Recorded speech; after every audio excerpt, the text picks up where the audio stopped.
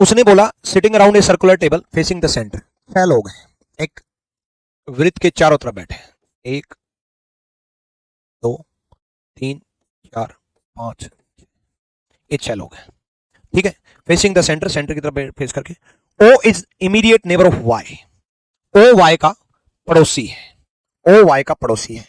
अब देखो ओ वाई का पड़ोसी ऐसे भी हो सकता है ना, और एक पॉसिबिलिटी और बता रहा हूं कि ये भी तो हो सकता है कि ओ वाई का पड़ोसी ऐसे हो कि यहां वाई हो और यहां ओ हो। फर्क ये है, यहां ओ वाई के लेफ्ट में बैठ गया, यहां ओ वाई के राइट में बैठ गया, ठीक है।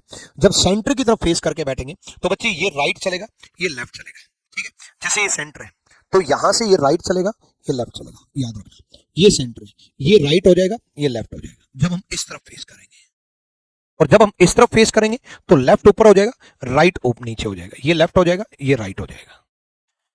ये जो साउथ फेसिंग करके हम बैठे हैं तो ये लेफ्ट होगा, ये राइट होगा,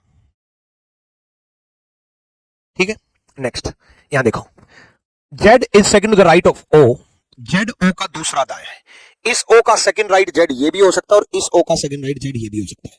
गलती पता क्या होती है, गलती जो बच्चा एक मान के चलता है, अगर ये मान करके चल रहा है वो भी गलत है, ये मान करके चल रहा है वो भी गलत है, आगे जाके पता चलेगा ना कि भाई कौन सा गलत है और कौन सा सही है। ओ का सेकंड राइट, राइट ये होगा ना, मैंने आपको बताया तो राइट ही होगा, ठीक है। ओ का राइट जेड, ओ का राइट ये, सेकंड है तो बीच में एक व्यक्ति बोला है, ठीक है। O is immediate neighbor of Z is second, X is immediate neighbor of both M and N, X M और N का पड़ोसी है। अब इसमें देखो X M और N का पड़ोसी बन ही नहीं सकता, X यहां रखें तो M और N का पड़ोसी बनाए, X यहां रखे तो M और N का पड़ोसी नहीं बन सकता, X यहां रखे तो M और N का पड़ोसी नहीं बन सकता। X M और N का पड़ोसी तभी बन सकता है ना जब 3 लगातार पोजीशन खाली हो, X M और N का पड़ोसी है। अब इससे हमें मतलब ही नहीं M यहां हो N यहां हो, कोई मतलब नहीं है, ठीक है। M जो है O का पड़ोसी नहीं है, M यहां नहीं है, अब फिक्स हो गया कि M यहां है। लेकिन जो क्वेश्चन पूछा है उसमें M और N से कोई मतलब नहीं था, क्यों? क्योंकि who is immediate left of Y, Y का इमीडिएट लेफ्ट तो पहले ही आ चुका था, O पहले ही लेफ्ट था। अब आप कहोगे सर O पहले ही आ चुका था, O तो पहले ही बैठा था, तो शुरू में ही क्यों नहीं मान लिया? भाई हो सकता है O Y का राइट बैठा हो, इसलिए नहीं माना। क्लियर है बात? डन। तो B is the right answer, O सही जवाब है।